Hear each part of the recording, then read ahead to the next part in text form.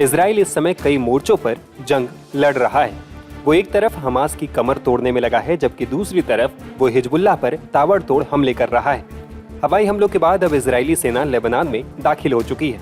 इधर Israel Yemen में भी हमले किए हैं। एक के बाद एक इजराइल अपने दुश्मनों का खात्मा करते जा रहा है।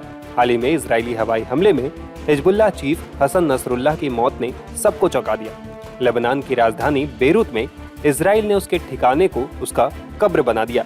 इससे पहले इजराइल ने हमास के कम्युनिकेशन प्रमुख इस्माइल हानिया की ईरान में हत्या कर दी थी।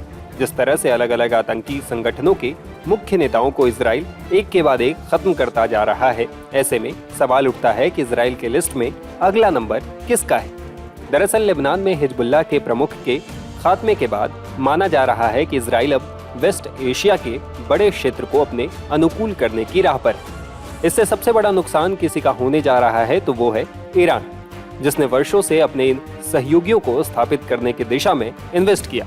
अब आलम यह है कि इजरायली सेना ने गाजा में हमास का लगभग खात्मा कर दिया है और फिर लेबनान में हिजबुल्लाह के कैंप में भी तबाही मचा रखी है। इस बीच इजरायली पीएम बेंजामिन नेतन्याहू ने ईरान को चेतावनी दी है कि वो बिल्कुल भी हमला करने के बारे में न सोचे। उन्होंने कहा, अगर कोई तुम्हें मारने के लिए उठे तो उसे पहले ही खत्म कर दो। हमने हसन नसरुल्लाह को खत्म करके यही किया है। हमने अमेरिका, फ्रांस सहित कई देशों के नागरिकों को मारने वाले हत्यारे को मारकर हिसाब बराबर कर दिया। इधर लेबनान में हिजबुल्लाह चीफ हसन नसरुल्लाह के मारे जाने के बाद ईरान के supreme leader Ayatollah Ali Khamenei को सुरक्षित स्थान पर ले जाने की भी खबर सामने आई थी, जहां से उन्होंने इजराइल पर नसरुल्लाह की मौत का बदला लेने की कसम खाई है। ऐसे में कयास लगाए जा रहे हैं कि इजराइल के निशाने पर खामेनेई हो सकते हैं। गौर करने वाली बात यह भी है कि इजराइल लगातार इस बात को खुले तौर पर पूरी दुनिया के सामने आरोप लगा रहा है कि हमास और हिजबुल्लाह जैसे आतंकी संगठनों को इजराइल के खिलाफ शह देने के पीछे ईरान का हाथ है। इधर इजराइल के प्रधानमंत्री बेंजामिन नेतन्याहू ने शुक्रवार को यूनाइटेड नेशंस को संबोधित किया था। नेतन्याहू ने अपने संबोधन में यह साफ तौर पर स्पष्ट कर दिया था कि अब आतंक के खिलाफ जंग शुरू हो चुकी है और ये जंग तभी खत्म होगी जब आतंक का पूरी तरह से सफाया हो जाएगा। बता दें कि खामेनेई साल 1989 से ही ईरान की सत्ता को संचालित कर रहे हैं। उनके पास ही ईरान की सेना की जिम्मेदारी भी। ऐसे में माना जा रहा है कि इजराइल खामेनेई के खात्मे की प्लानिंग कर रहा होगा।